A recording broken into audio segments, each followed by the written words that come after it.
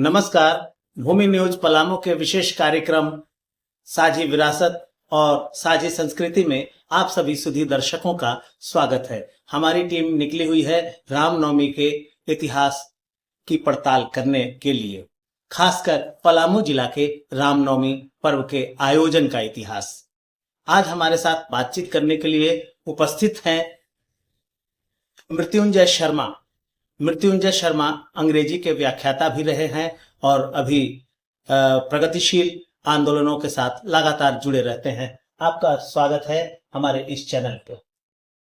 मैं आपसे यह जानना चाहता हूं कि रामनवमी एक साझी विरासत रही है पलामू जिला के लिए, और ये सभी लोग बता रहे हैं कि लोग मिलजुल के रामनवमी मनाया करते थे, लेकिन आज आप इसमें अंतर कौन सा ऐसा देख रहे हैं जो हमारे साझी विरासत पे कुठाराघात होता है? सर्वप्रथम मैं भूमि न्यूज को एक बहुत ही संवेदनशील मुद्दे पे बहस करने के लिए, लोगों के ओपिनियन लेने के लिए चौक चौराहे पे जो आए हैं उनका मैं तहे दिल से स्वागत करता हूं। यहाँ डाल्टनगंज में रामनवमी पर्व का जो सवाल है मनाने का, और जब हम रामनवमी की बात करते हैं तो मैं इस शहर में 1977 से हूँ जी, और ये करीब 45 साल का ये वक्त होता है, 50 साल का एक लंबा अनुभव हमारा भी है। और हमने जो देखा है, और जो आपका टॉपिक है साझी संस्कृति और साझी विरासत, किसी मुल्क के अंदर, किसी देश के अंदर, और खास करके हिंदुस्तान की जो हमारी संविधान है, उस संविधान में ये क्लियर कट लिखा हुआ है कि हमारा फेडरल डेमोक्रेटिक रिपब्लिक होगा और इस देश के अंदर तमाम रिलीजन के लोग समभाव से इस देश के अंदर निवास करेंगे। अब जो हमारा इतिहास बोलता है, इतिहास के पन्नों में ये कहीं नहीं है कि ईद के अवसर पे, दशहरे के अवसर पे, दिवाली के अवसर पे, रामनवमी के अवसर पे ऐसा कहीं नहीं देखा गया है कि यह एकांकी एक समाज का ही वो पर्व है। जो पन्ने पलटने वाले लोग हैं, जो पढ़ने वाले लोग हैं, वो ईद के अंदर हिंदू और मुस्लिम का मिलन देखा है, होली के अंदर, रामनवमी के अंदर लोगों को गले मिलते हुए देखा गया है।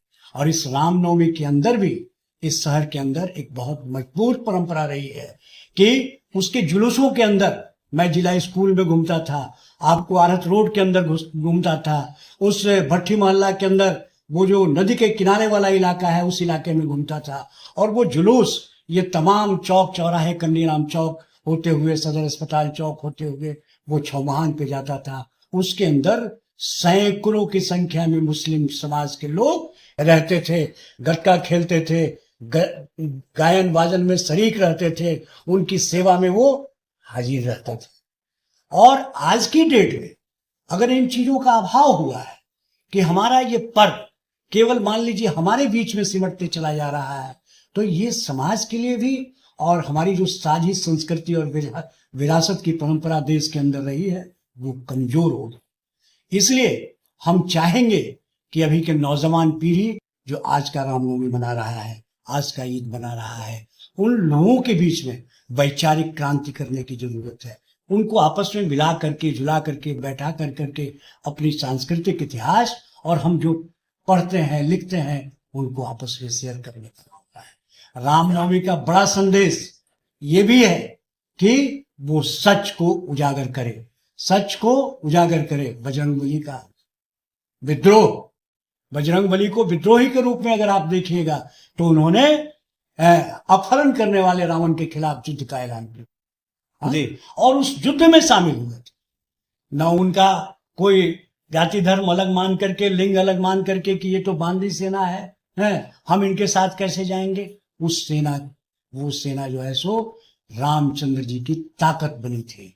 इसलिए हमारी देश की सेना तब तक ताकतवर नहीं हो सकती है जब तक इसके तमाम तबके के लोग, तमाम समुदाय के लोग, तमाम धर्म के लोग अपनी देश की सारी संस्कृति और विरासत की रक्षा के लिए आगे नहीं बढ़े। इसलिए हम तमाम लोगों को इस धार्मिक माहौल पे आगे आना होगा और इस धर्म को एक ऐसे संदेश के रूप में बदल देना होगा कि जो देश में करें और सभी लोग समभाव से, सभी लोग आपस में प्रेम के साथ, भाईचारे के साथ आगे बढ़े और सभी लोगों का विकास इसी संस्कृति के अंदर, इसी सोच के अंदर और इसी दर्शन के अंदर है कि जब हमारे हाथ मिलेंगे एक दूसरे से, जब हमारा कारवां के अंदर तमाम लोग होंगे तो वो फौज शिकस्त देगी किसी भी दुश्मन को और ये देश आगे बढ़ेगा, विकास हमारा आगे जाएगा। और अगर ये ऐसा नहीं करते हैं हम तो हम कमजोर हैं। जी, बहुत बहुत शुक्रिया। बहुत ही महत्वपूर्ण बात बताया है इन्होंने कि आपस में मेल जोल के बिना देश आगे नहीं बढ़ेगा। मैं तो कहता हूं कि बिना आपस में मेल जोल के हमारा परिवार और खुद का व्यक्तिगत विकास भी नहीं हो सकता। आज के लिए बस इतना ही, फिर मुलाकात होगी किसी अगले चौराहे। धन्यवाद।